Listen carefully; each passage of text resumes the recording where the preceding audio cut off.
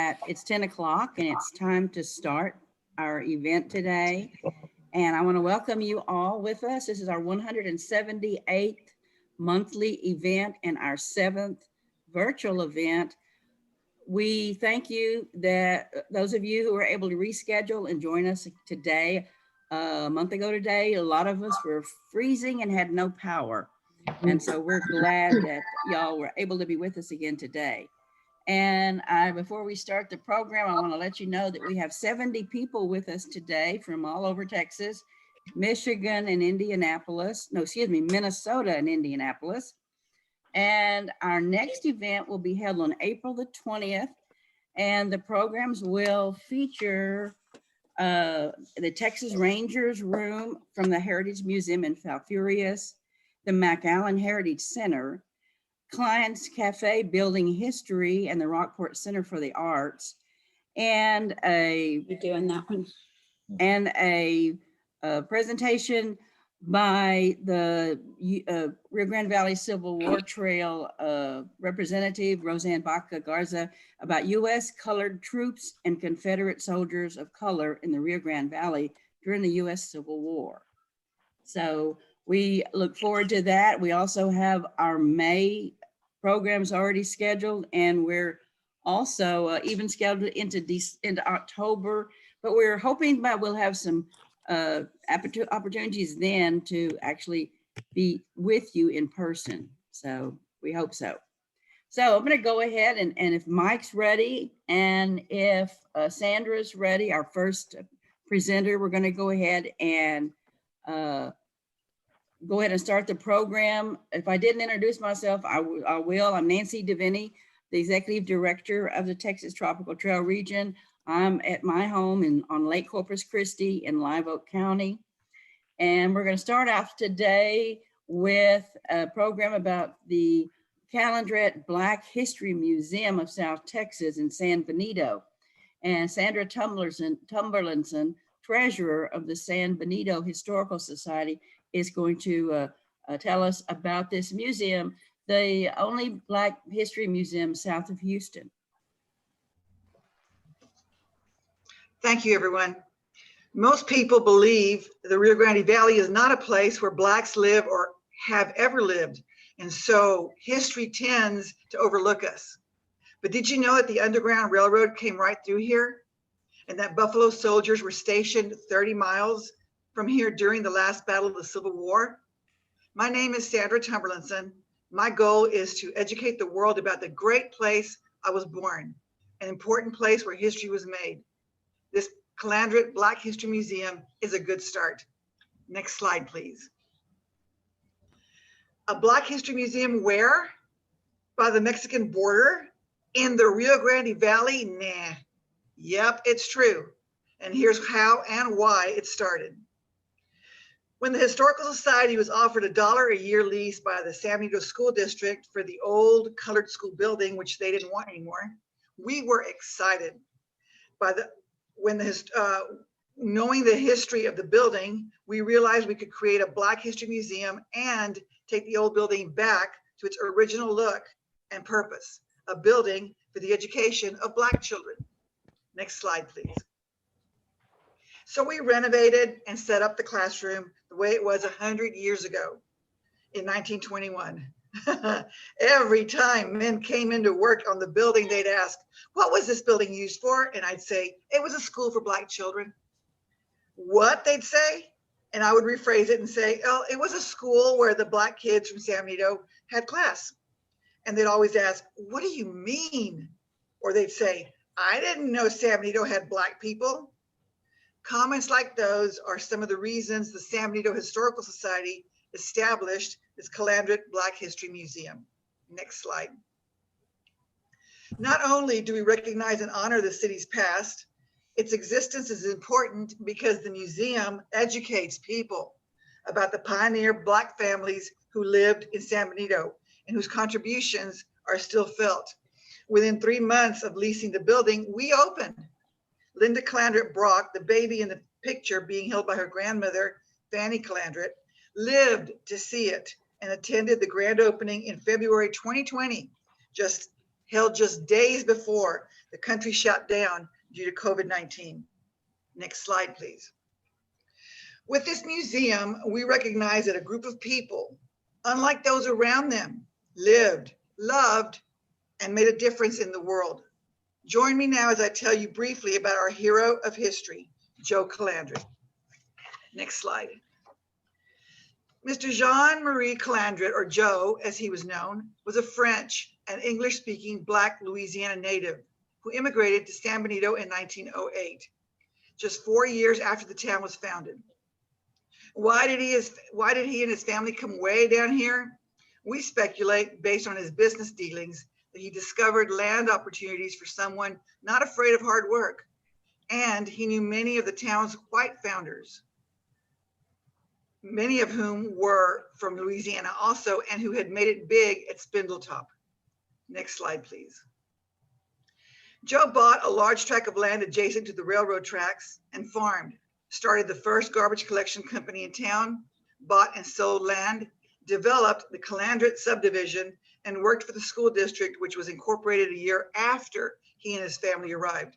Because of Joe's success in South Texas, many friends and relatives followed him, and eventually there were about 25 Black families living in the same neighborhood. Next slide, please. Well, families have children, and at that time, the schools were segregated by Hispanic and white, but not Black. So in 1921, after requests by the Black families in town, the school district opened a one-room wooden building by the railroad tracks and hired a certified Black teacher. Next slide, please. This school for Negro children was the first of its kind, founded by a school district in all the 20th century towns that sprang up after the railroad came down to South Texas in 1904. Next slide, please. When Joe Callandret died in 1931, his life and reputation was confirmed by the engraving on his headstone, which says, Joe Callandret, an old-fashioned Louisiana Negro, erected by his friends and admirers of the Caucasian race. After his death, and his wife and 6 children ran his estate, a part of which is still in their possession. Next slide, please. The colored school continued until the 1933 Labor Day hurricane blew it away, after which the children attended schools in private homes, churches, and even the ice house across the street. There was little stability to their education, and enrollment fluctuated for years until Fanny Callandret, Joe's wife, donated a couple of acres to the school district in 1949. In her words, so that her grandchildren and the other Black children would have a permanent school. The school district completed the new building in 1952, and now it's a museum. Next slide. Integration of San Benito schools began in 1960, and the first Black student to graduate in 1963 was one of Joe and Fanny Callandret's grandchildren, Michael Hurd. Next slide.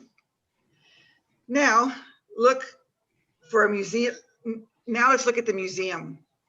Entering through the gift shop named Fanny's Fancies, panels on the walls highlight important national Black history events and Texas events, including the Underground Railroad, which crossed through the Rio Grande Valley, taking escaped Blacks to freedom in Mexico.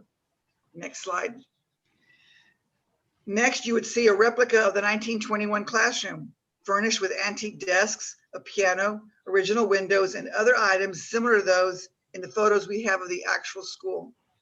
Flanking the classroom are interpretive panels with the story of the Callandret Colored School, including a photo of one of the earliest teachers, who later in her career had a school in Hidalgo County named after her.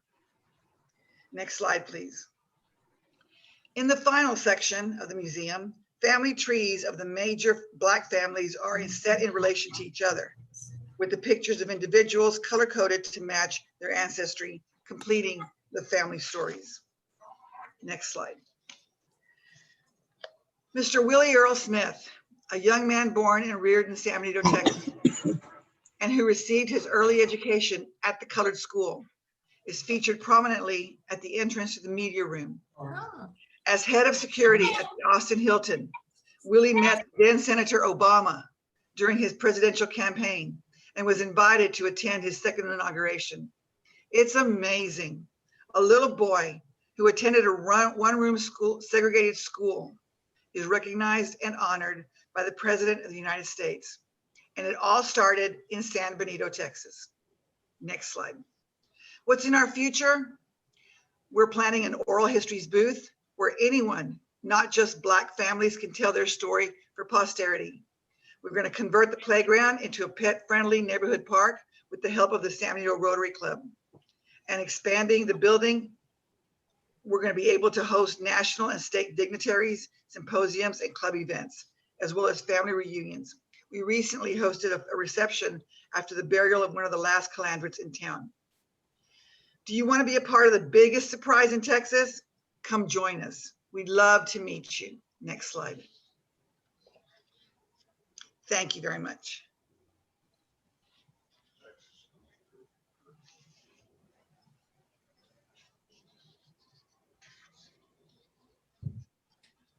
Now, I hope I'm unmuted. Okay. Sandra, can you hear me? Yes, I can. Okay, thank you very much. Thank you for correcting my pronunciation of the museum. And does anybody have any questions for Sandra? We hope when our in-person events open up again, and perhaps in the fall of this year, we can visit this museum. And we certainly look forward to it. Thank you. Thank you. Sandra, it was a great presentation. Thank you. Thank you. Sandra, this is Monica Burdette. I just wonder, have you all applied for an THC historical marker for that building? We have. It's in the planning. We've already been notified that it was accepted by Texas Historic Commission, and we're just waiting for it to come down. Perfect. Sandra, what is the association you have with the Rotary Club there? Back in the old days, when the school first opened, the colored school first opened, the Rotary Club and several of the other civic clubs donated books, trees, and other things for the children. And the Rotary Club, in its 100th year now, is wanting to help us out again. And so they want to furnish the playground with benches and trees and bushes and water fountains. And so they want to continue their 100-year devotion to the Callandret Colored School. That's terrific. Sandra, this is Pat Russo. I just wanted to mention, you're probably aware of it, that there was an article in the Texas Parks and Wildlife, or the Texas Highways magazine, a couple of months ago, talking about the activities along the border and the Underground Railroad. But you certainly went into that much more. It was a fascinating presentation. Thank you. If there are not any more questions, we're gonna move on to the next presentation.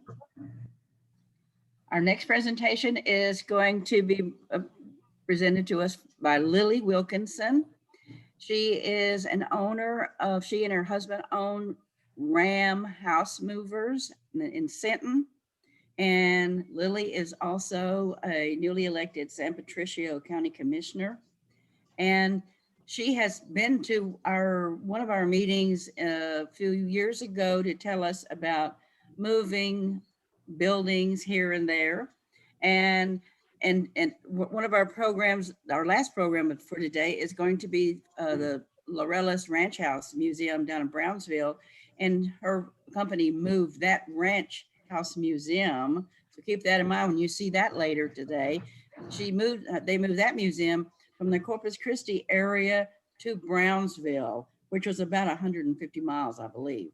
So she's got quite a business going, quite a talent for preserving history and relocating the historical buildings. And so we're going to let her get started right now. Lilly? Good morning, everyone. What a pleasure it is to be here. I feel like it's an honor, an undeserved honor, but I'm here and I'll present the slides that are here, and any questions at the end, I'll attempt to answer them for you. So Mike, if you want to pop up the first slide. Okay, that was a swearing in as a commissioner. This is a, like a calf looking at a new gate. I'm just learning the ropes here. Next. Here we are in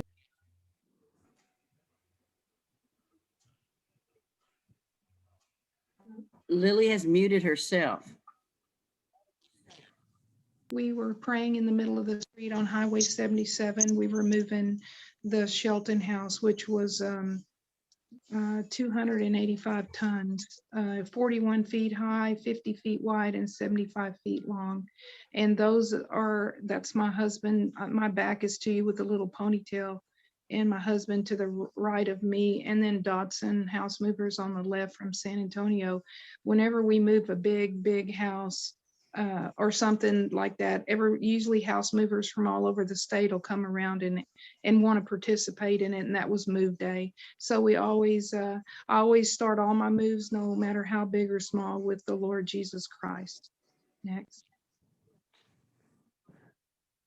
So here we have the Klein Cafe, and this is just a picture when we were first digging out from under it, and you can see the water and the limestone around it. It was very difficult. Next. That's an aerial view from the top. Next. Okay, so here again, here's an axonometric view of it with the water. The problem we had was that it wasn't just mud, but the soil actually was a limestone shelf. I didn't know that Rockport was named after a rock shelf or ledge that sticks out into the bay. I found that out as we dug this out and hit rock. So the building is basically sitting on a rock ledge that extends out into the bay. And my understanding is the bay came up to where you see that telephone pole to the left of the building. The water came right up to that road behind there called Water Street. But over the years, with the hurricanes and storms changing the face of the shoreline, and then they also backfilled a lot of their debris from houses that had been destroyed in the hurricane and buildings. So there's quite a bit of land, a couple of acres or so, probably more than that, behind the building. Next. So here's some of the soil we moved out from behind the building, and we did about at least 1,000 yards. Next. Okay, this is I get there about between 6 and 6:30 in the morning, and I'm using the light on my skid steer to work. And here's the dollies and the tires that we'll put underneath the building. Each tire represents an axle, so we have 64 axles going underneath the building in the next few weeks. And that's a panoramic view of all of them. And here we are in the mud again. And since the rock is limestone, what do we make concrete with? We use limestone. So the limestone at night, I'd have to get up and put lotion on my hands, because you could just stick your hands into that mud 1 or 2 times, and then that night your skin would start peeling. So it was one of my most difficult lifts I've ever done. We were constantly battling rising water and the limestone. You can see there the white looking block sticking out underneath the water. That's one of our main beams. And we had to pump 3 to 4 hours every day, and then during the day to get that water out. That's what it would look like in the mornings when I'd get there, and then we would pump it out dry every day. And here you can see one of the guys standing in that slurry of limestone, working, and sometimes we'd have to crawl underneath those beams, and sometimes we'd have to lay down in that. And that's the bottom of the building right there above his head. And there you see, if you could go back, yeah, there you see the guys digging out so that we can pick the building up. You can see, if you see that crevice in front of the guy's head, that line, the floor we discovered as we pick the building up. The floor wasn't one solid concrete slab. It was poured in sections. So we constantly have to deal with the building not falling on our head. There's no rebar in it. It's what we call a floating floor. If you look in front of the guy, you can see little pieces of wood that are in a vertical position. Those are 4x4s, and we hammered those in around the perimeter to hold the floor up to keep it from falling on us. Wow. And that's how tight this is called, these blocks, these wooden blocks, we call them cribs because it's like a baby crib, or actually it's more like a hay crib. You'd put hay in for animals. So we call them cribs. But you can see how narrow the pathways we made. We had to block up under the building so much that we had narrow 10 to 18-inch gaps in between them that we had to maneuver through in the mud and the rock. And there I had put a main in, and that was my little pathway to stab it in there. And you can see how on both sides, how we have just cribbing holding up the building everywhere. The building was is very fragile. And again, we were crawling in that limestone. There I am sitting in the skid steer, and I took a picture, and I'm putting the main in. And the mains weigh, those are 50s. Those weigh several tons, those beams right there. And I'm down on an incline. So trying to get the building under and not letting it slip and just roll forward and just slam into something was actually one of them did get away from me one time. And so again, we had trenched out, and there we are putting the beam. There's a rock. See the rock? That's limestone boulders we're pulling out that are in our way. And I got the skid steer stuck. You can see that it's bottomed out right there. We couldn't get it out. We had to pull it out with another piece of equipment. And we were worried that we couldn't even get it out. So very wet and muddy all the time. And there's a shot. We had lifted it up 10 feet in the air there. We have 9 cross beams there. You can see the ends of them sticking out from under the building, and then the cribbing on each end. Very fragile building, very fragile. Of course, there's another aerial view of it. Beautiful building, Art Deco, made in 1943. Mr. John Freeman's father built it. He did all the work, and Mr. Freeman, the son, lives in. Let me see. I know he lives in Tennessee. Let me see if I wrote that down. Yeah, he lives. I don't have but he lives in Tennessee, on the Green Frog Farm. Beautiful view. Okay, there we have. This is a special building. Love this building also. This is the Wood Mansion in Bayside. After Hurricane Harvey hit in 2017 of August, the wind whipped through the windows on one side and blew out through the other side, and it picked that building up and pushed it sideways 9 degrees. That's the back wing to the house. It was built in I think 1875. I'm not sure on the year, but late 1800s. And here it is, we straightened it. We had other jobs, so it took us 3 years to back and forth get to it and pull it straight. It was quite a labor of love. It took us 82 tons of pressure to over time of 3 years to get it pulled up straight. We just completed that one here, I think in February of this year. There we have the Shelton House. This was 285 tons. That's me in the front. I felt very honored as a woman to be able to do these kinds of things because the challenges we face as women, a lot of times I get calls and they'll say, I want to speak to somebody that can help me. And I'm like, I can. And they're like, well, I want to speak too.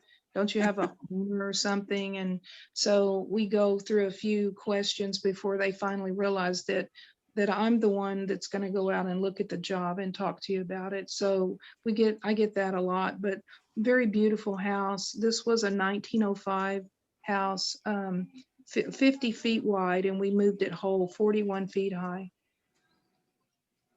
7,500 square feet.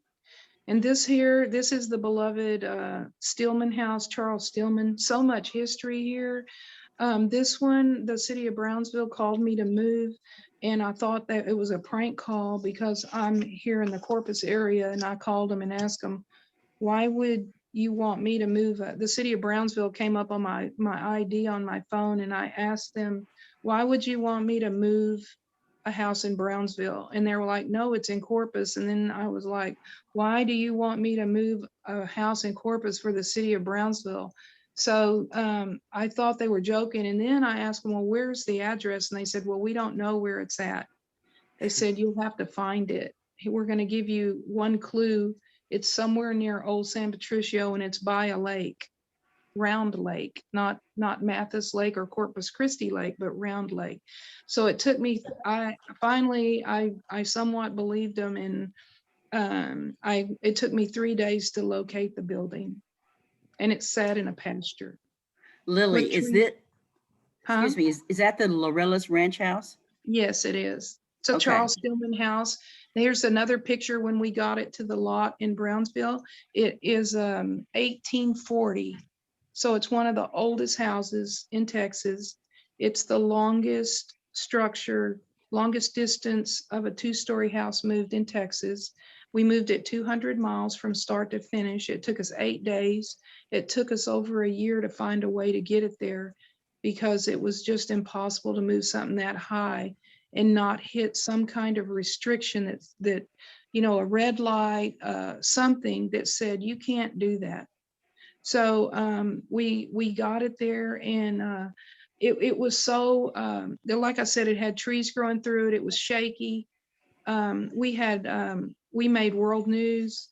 We made over 30 periodicals. We had the ambassador, one of the ambassadors to Mexico meet us. The mayor, we had Spanish television. I still, I'm kind of naive because I just love old houses, and that's all I do is move them.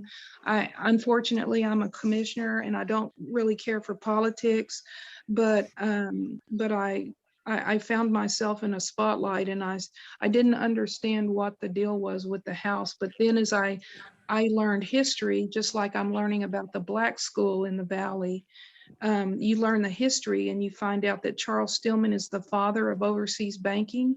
He was one of the top 10 richest men in North America, not the US, but in North America. He gave Abraham Lincoln $60 million to help finish the war out. Just his two granddaughters married J.D. Rockefeller's two sons. It's just the history. He's tied to the railroad because of his granddaughters. It's just his two riverboat captains were Richard King and what's the other guy's name? The King Ranch. Mifflin, Yes, Mifflin Kennedy. Kennedy. So that was his two riverboat captains around the Civil War. You also discover that the Rio Grande was called by the Mexicans the Rio Bravo, and Rio Bravo means fierce river. But what the interpretation when they said it back then, it was the second largest river in the United States, second only to the Mississippi. We see it as a trickle now because of the dams and the irrigation that pull water off of it. But it was said to have been able to hold over 30 steamboats at one time in one area across it. So this is the house. Now this is in Kennedy, Texas. This is a farmhouse. We moved because of Eagle Ford Shale, and we moved it to Beeville. And this is just how we nailed up a foundation underneath it. You can see the new 2x6s that are nailed on where we've bridged two 2 floor joists that are butt jointed. So we beef up the buildings before we move them so they don't try to bend over and collapse. There's the Los Relocating house again. This is a Charles Stillman house. This house is located in Linear Park in Brownsville, Texas, right next to the art museum and not far away from the zoo. And there's an in shot of it. We're also, the city of Brownsville has contacted us about the oldest house in Brownsville. Yeah, Called she the- has like 3 minutes left. Okay. Well, go the next slide. Okay. Okay, this is a Chapman Ranch that we've moved.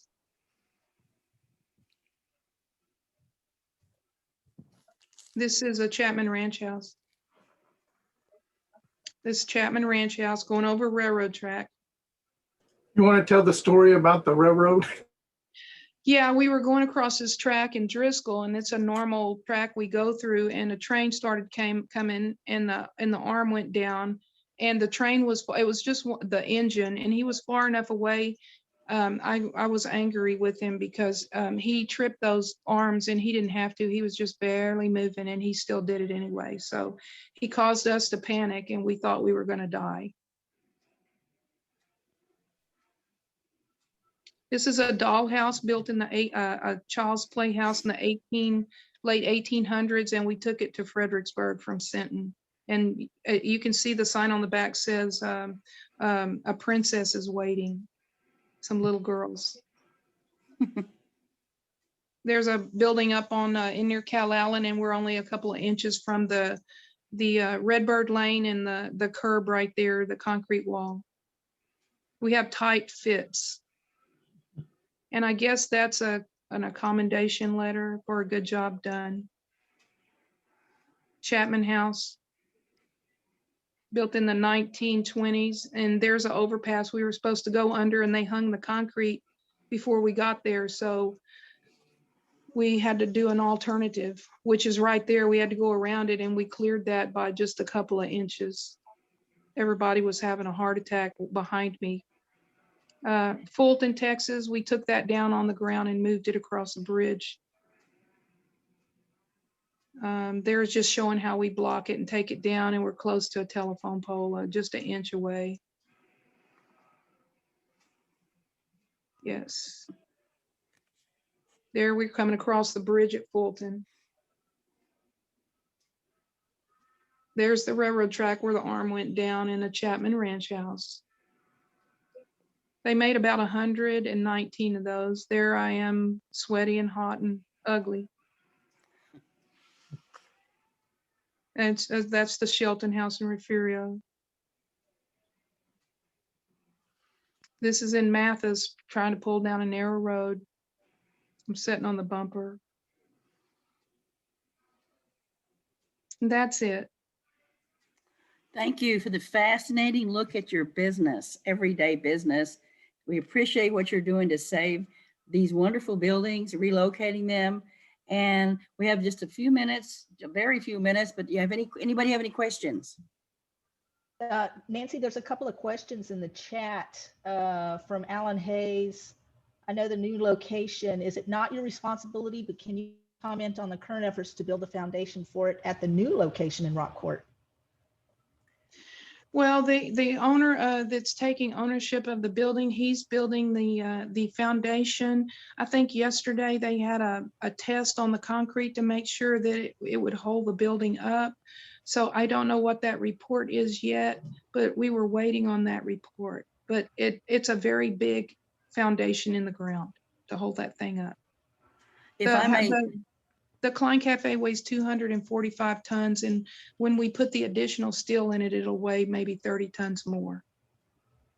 if I may say so, next month, Pam Stranahan and Luis Puran from Rockport are going to possibly answer that question for you and more, as they're going to elaborate on this story, because the building will have been moved, place where it's supposed to be, and tell you the story of what's going on next. Yep, that's right. How did you get started in this business?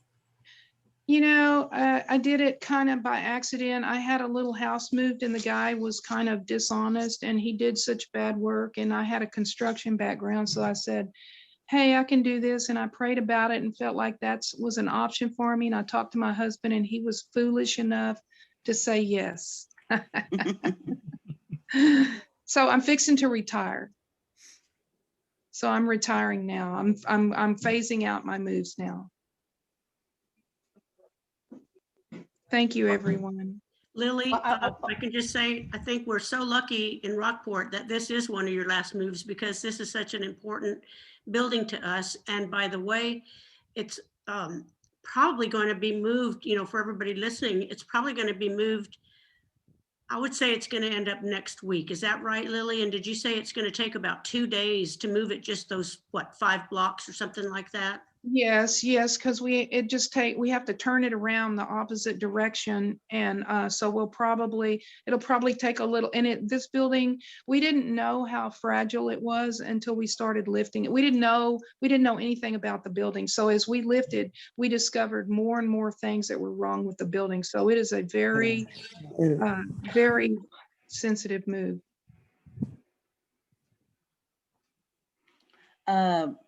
I saw there was one question there. Want to know how long have you been in business, Lily? I've been in business 12 years. Very good.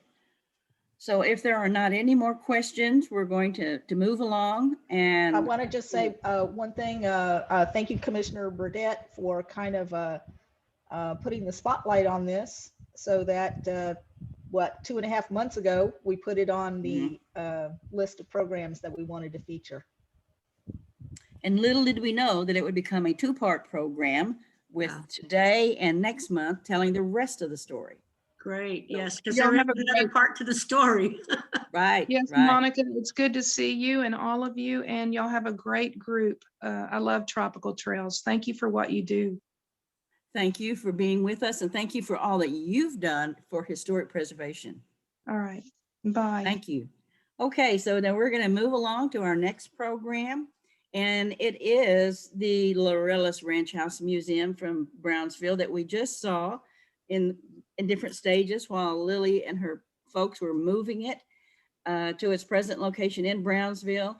And Sara Putegnat, the executive director of the Brownsville Historical Association, is with us today to tell us about this museum, this new museum that has, I don't know how long it's been open, but I don't think it's been open very long, and it was caught by the COVID pandemic, as lots of other things have been. So we look forward to coming and visiting there one day soon too. So Sara, would you take over, please? Yes, hi, good morning. Thank you for inviting me to join your program today. I'm here with my colleague Aubrey Nielsen, and the video that you're going to see will just take you through the house virtually. Since I know we're not able to be there in person, the house was completed as far as construction goes at the end of 2014, and we do open it for special events. And for the month of March, we're open every Saturday from 9 to noon, which are the farmers market hours there in the park. And so I invite you guys to come see the house if you're in the area. Other than that, it does not keep regular hours, but we do try to open it on weekends when we can. So enjoy the video.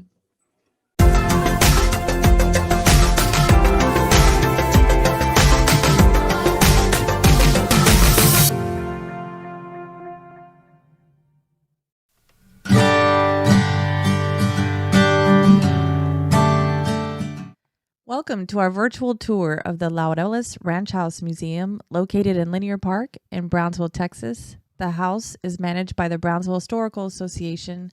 My name is Sara Putegnat. I am the Executive Director of the association. Today I'm joined by Eric Gonzalez, my colleague. Yes, I'm the Media and Collections Archivist for the BHA. We just got a beautiful look at the aerial view of the Laureles Ranch House located within the Midi Cultural District inside the Linear Park in Brownsville, Texas. The Laureles home is a late Gregorian Greek revival-style ranch dwelling with large overhanging eaves and a beautiful wraparound porch. Sometimes, and mostly due to the fact that back then, of course, there was no electricity, no air conditioning, so people would need to have their windows open to air out their homes, to have some type of circulation. And that long overdrawn eave is what provided the home to have relief from rain, extra sun, anything like that. Also, of course, who wouldn't love to sit outside on a porch for outdoor leisure time? Agreed.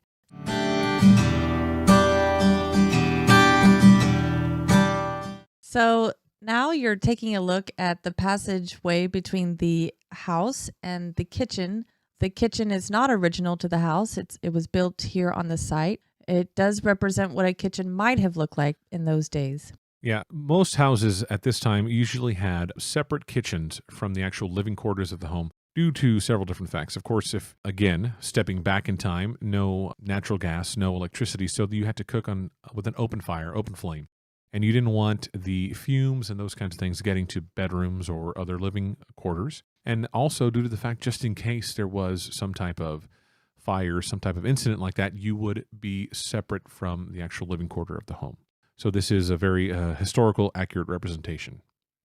So what does the ranch house tell us about the history of the Rio Grande Valley and the ranching industry? The house is significant because it was owned by Charles Stillman, founder of Brownsville. He was the son of a Connecticut sea captain who came to our area at a young age, served as a merchant in the Mexico-American trade.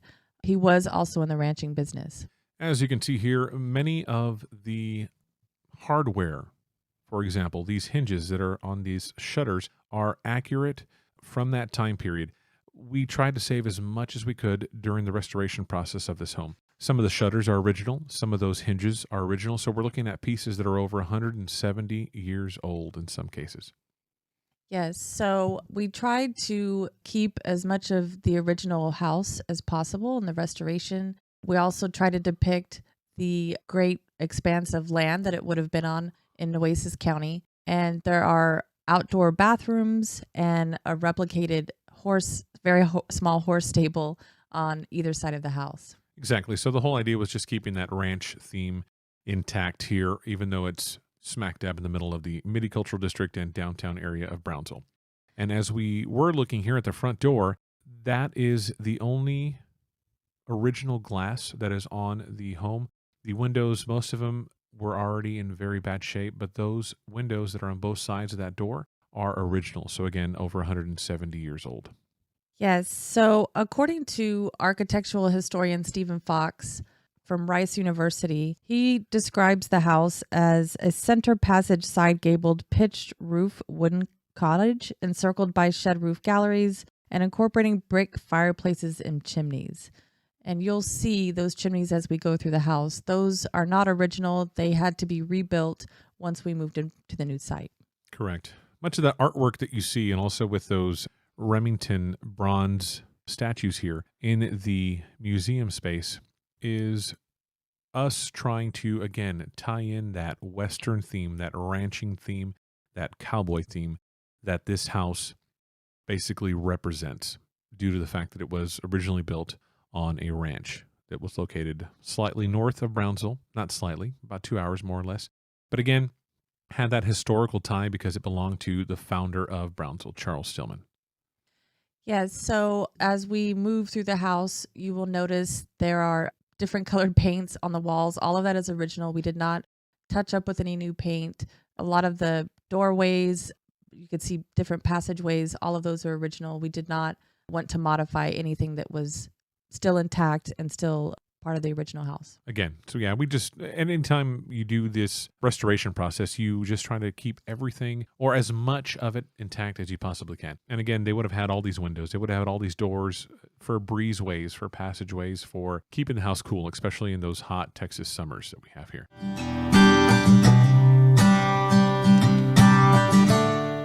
Some of the flatware and the diningware that you see here is period correct pieces. Also, again, donated by descendant of Charles Stillman, Mr. Alexander Stillman. They are representative of time period that this house is from. Yes, and the house is significant for its association with Stillman's pattern of investments. He was a trader, a merchant, and he actually supplied the U.S. Army. Yeah, so Stillman, he raised cattle, horses, sheep, and he transported beef hides through his shipping business. And that was also during the Mexican-American War and also during the Civil War era as well. Stillman also entered the cotton trade during the Civil War era with his partners Mifflin Kennedy and Richard King, and that the Laureles Ranch House was kind of his hideaway that he could kind of escape from when he needed to. He could go to the ranch and get away from everything. So how did he get this house? We know that it was part of a 100,000 acre plus Rincón de los Laureles. It was granted by the Spanish crown to Don Jose Rey Perez and Jose Maria Perez Rey in 1807. And according to historians, Stillman bought the property in 1853 from Tomás Paredes of Camargo for $9,500. We see here some artwork, some sketches that were done as early as 2006, again, by Alexander Stillman, descendant of Charles Stillman, representative of what the house looked like and now looks like in today's restoration phase.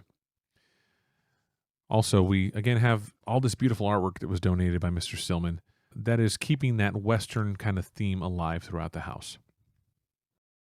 So we mentioned the ranching industry. His partners were Mifflin Kennedy and Richard King at the time.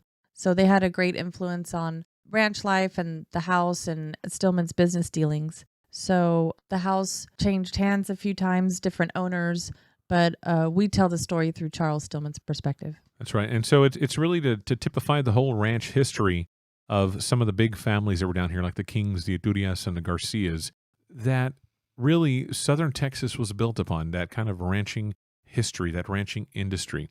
And so it just tells not only an important story about Charles Stillman and some of those other families, but just an important story of our area, this kind of South Texas ranching style. So this is kind of what you would have seen.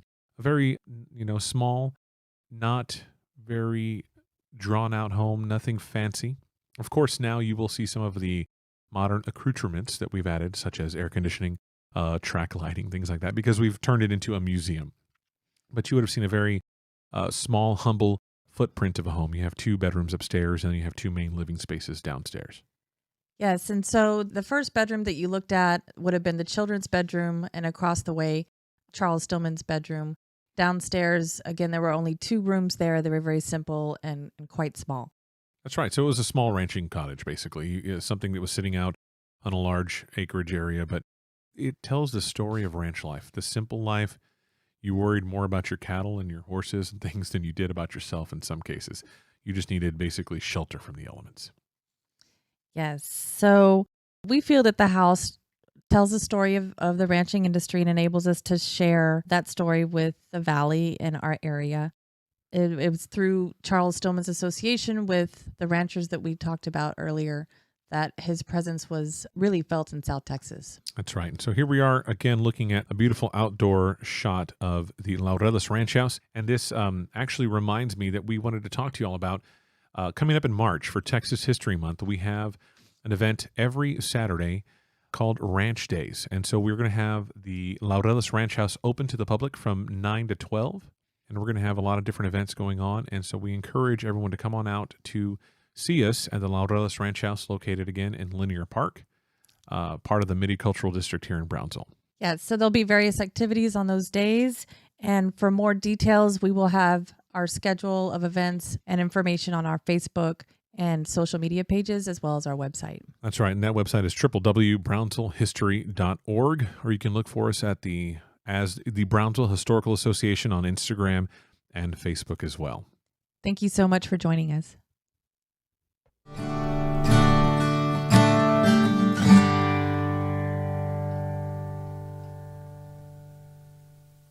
Sara, very much.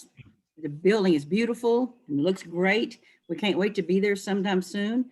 Are there any questions?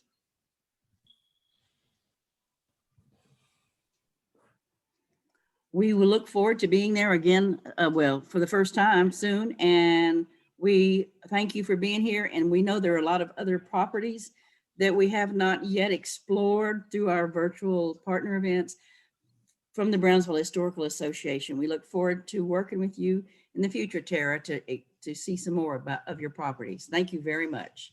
Great, yes, thank you so much. And I encourage everyone to look at our social media for any updates and events that we have going forward, okay? Thank you. Thanks. Now we're going to move on to our last program of the day, and we're going to remain virtually in the Rio Grande Valley, sort of.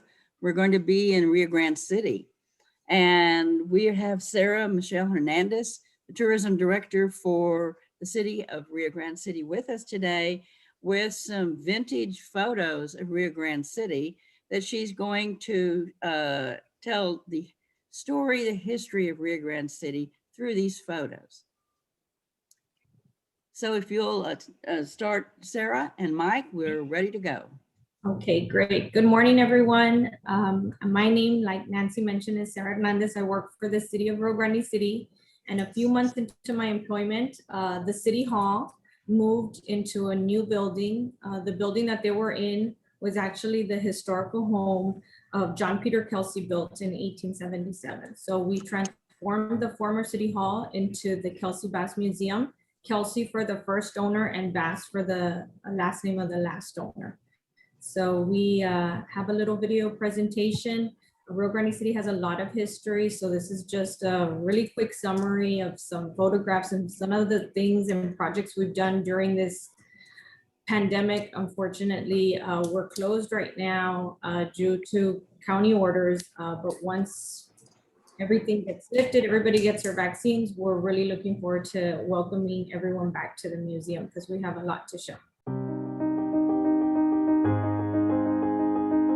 For almost a year now, the Kelsey Bass Museum has transformed the way we connect with our visitors through our exhibits.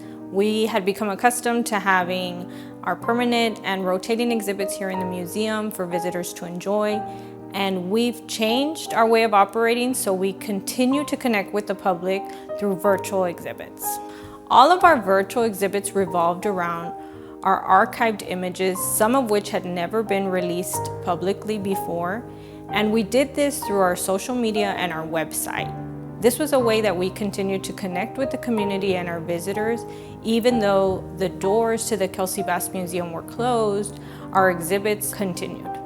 Our photographic archive is now serving more than ever as our greatest asset to tell the story of Rio Grande City. Here's a collection of some of the first images ever captured in Rio Grande City. Immaculate Conception Church, 1868. The church was originally a mission of Roma's Lady of Refuge. Convent, 1884, and the Livingston House are on the left side. Ferries were used to transport goods and people between Rio Grande City and Camargo before the bridge was built. The Fort Ringgold Observation Tower is in the background. The Lee House was the field headquarters for Colonel Robert E. Lee in 1859 through 1860. It is the only structure that remains of the original Fort Ringgold. Grotto of Lourdes was built in 1928 under the leadership of Father Gustavo Golbach, OMI. It is a replica of the grotto in France. The public school is in the background. Fort Ringgold Barracks. These were used as living quarters by the cavalry troops, built in 1917 as part of the military buildup due to the Mexican Revolution. This building is known as Building Number 2. Fort Ringgold Hospital, 1870. This was a base hospital for post soldiers and their families. It was also used by civilians during an emergency. It was designated a recorded Texas Historical Landmark in 1965. Public School, 1915. This was built in 1915 under the supervision of Oscar T. Vail, 1st District Superintendent. It housed all grades up to 11th grade. In 1948, it became Central Primary School, and 1955, it became the property of the Knights of Columbus. The building burned down in 1962. First State Bank and Trust Company, 1918. The Guerra family had the controlling interest. It was one of the few valley banks that remained open during the Great Depression. In the 1950s, banking businesses were moved to Britain Avenue. The building is still used as a business and residence. Main Street, Rio Grande City, 1915. This view is from east to west. On the left is the P. Hinojosa and Hermanos building, a general store. Note that the transportation was horse and buggy. Starr County Courthouse, 1920s. This photograph shows the courthouse with the jail addition. One of our first projects that we worked on was a historical timeline. This was a project that was completed by the Kelsey Bass Commission.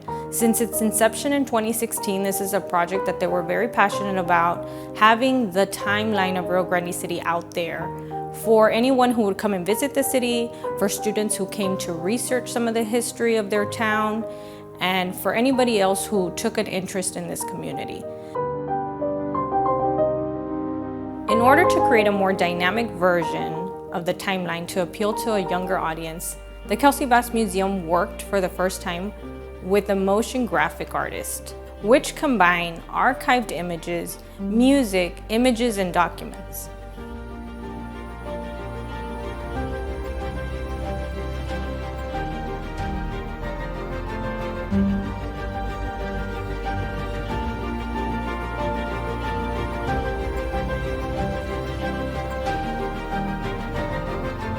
Our first fully virtual exhibit came with the celebration of the 25th anniversary of our Rio Grande City Police Department. This exhibit featured vintage photographs, uniforms, equipment, badges, and much more, all presented virtually. On August 2nd, 1995, the Rio Grande City Police Department started patrolling the city of Rio Grande City. The city was a lot smaller back then, and it has grown in the last 25 years. Back when the city started, the mayor was Basilio Yarrial, and we had a board of aldermen that made this possible. I remember that we started patrolling the streets of Rio Grande when we had just gotten our unit with no markings.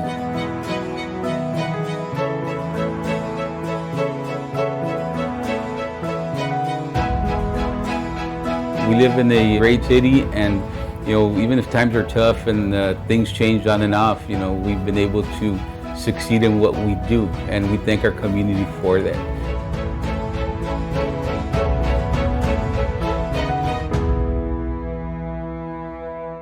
Still in development is an upcoming project to record our local historians on some of the stories and history of the town. Many times these stories are lost throughout the years, and we feel it very important to capture these stories so they're never lost. For example, we recently sat down with local historian R.C. Salinas to recount some of the stories and history of the town. Well, we knew it was coming, but I'll never forget a call that I got on that Sunday morning before it hit us. It was my superintendent. He said, "Get out to school immediately, start getting your building ready." I said, "For what?" He said, you haven't heard about Beulah?" I said, "Nope." And he told me, and so I got out there. Since my school was the first one, he said, "We'll start with your school and then just fill them up." And so I got out there, and it started raining, let's say at about 6 in the evening. I said, "Oh my God, what's going to happen now?" All of a sudden, buses started coming in through the gate at Fort Ringo. And the first one obviously stopped there in front of me. And I saw the people getting down. They were drenched. They were thoroughly drenched. And somebody put a baby in my arms. And for a while, I felt that baby was not moving. I said, "Oh, my God." And no. I would start shaking her like that, and I could hear the cry there. But I told the people, "Look, as you go to the classrooms, move all the desks." I said, "I don't have anything to give you, but make yourselves at home. You're safe here with us. Nothing is going to happen to you." And before I knew it, within 2 hours, my building was full. And then the next one and the next one. And by the next day, Monday, and the rain wouldn't stop. So the rain started on Sunday? It started Sunday evening, that I can remember. Then I said, "Now what are we going to do for food?" Because the Army didn't get here for about 2 days. Once they got here, it was all over with. My janitor, who was very faithful to me, showed up, and I said, "You know what, we're going to do something, but I don't want you to go with me. Because if I get into trouble, I don't want you to. We're going to break into the cafeteria." We He said, no, sir, I'm going with you. So we broke into our cafeteria, believe it or not, and we stole about 7 or 8 slabs of bologna, loaves of bread. And I tell you what, I had never made so many bologna sandwiches in my life, but we were able to give them something to eat Sunday night.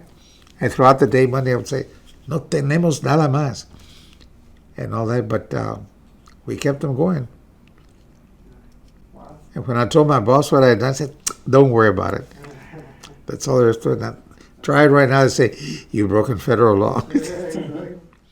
And then they said, the President of the United States is coming in, get ready. President Lyndon Johnson.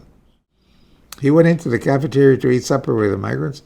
He went in, turned to the left, and started eating rice and beans and barbecue with the people that were there. And he spoke Spanish to them. I was very proud of him for that. This particular interview will actually be featured on a full-length documentary courtesy of South Texas Media on the story of Rio Grande City. We're very excited about that project, working in collaboration with this organization and with our local historians to tell the full story of our amazing town.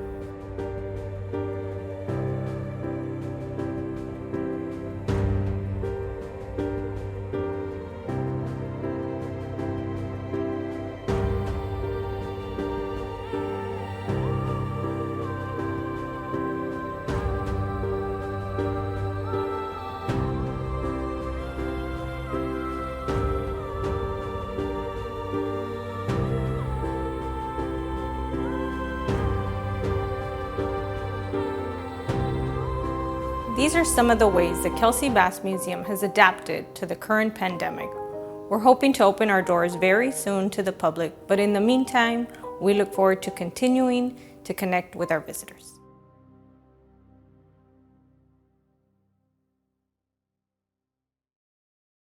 Thank you, Sarah. Wonderful presentation, wonderful photos. And does anybody have any questions or comments?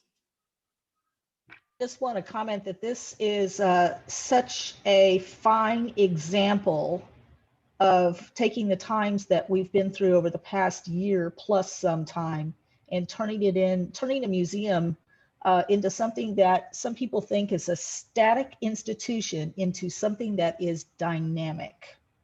And congratulations for your creativity and your ability to reach a new audience. Thank you. I actually owe it all to South Texas Media. They make us look super cool, better than what we are, I think. But I think even when we were open, the most from local students and people that came in, they were most impressed by the historical photos and then pointing out, okay, this is this street. Oh, that's true. Yeah, that building's there. It kind of puts things into perspective of how far we've come, how the years just passed. And again, some of these photographs are going to be almost 200 years old. So it's really great to look back in time and see that so many of our buildings here in Rio Grande City, they're still up. Unfortunately, not all of them, but we still have so many historical buildings, and we're very proud of that.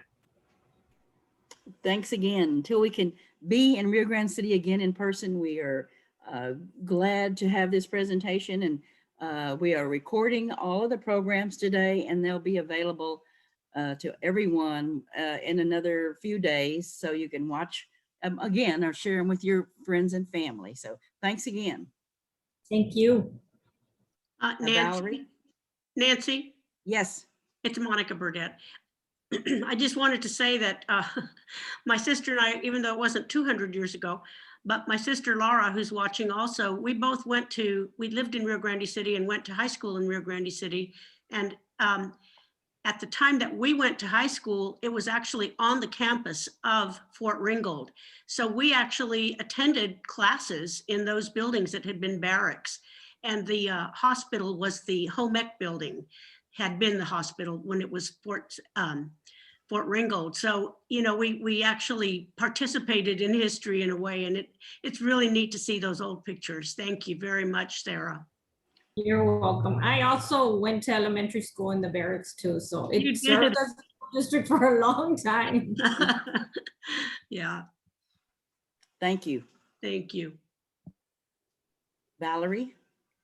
Thank you, Nancy. Well, what a lineup today, and we thank everybody for hanging in there. A month ago, Mike and I signed on to make sure that anybody who actually had electricity and internet wouldn't feel by themselves. But that was a different world a month ago. I hope everybody has thought out and recovered and repaired. We really appreciate y'all joining us again for another virtual adventure. And this is not any kind of disrespect for the early days of our virtual meetings, but our programming, we're all learning. We're just getting so much better at what we're doing. And today was certainly a reflection of that. One of the things I wanted to share with y'all is Nancy sends out a survey, and we appreciate the comments in the chat that you leave. But if you have anything else to add, please participate in that survey. If you do, we will enter you in a little raffle. And the city of Port Isabel is putting up 4 tickets to the lighthouse. Yes, we are open again. God willing, we'll stay open this time. And anyway, we just wanted to make, give you a little enticement to participate in our survey. Let us know what you think. Let us know what you would like to see for future programming. And like Rick always said, now we head into the funnest part of the day, which is our board meeting. Y'all are welcome to hang out with us if you want, but it's not all that much fun, I guess. Nancy, want to say anything about the next month's meeting coming up? Yes, I also see there's a question. Yes, it's going to be this will be recorded and sent out to y'all, hopefully within the next few days for sure. So our next month's meeting will be on April the 20th.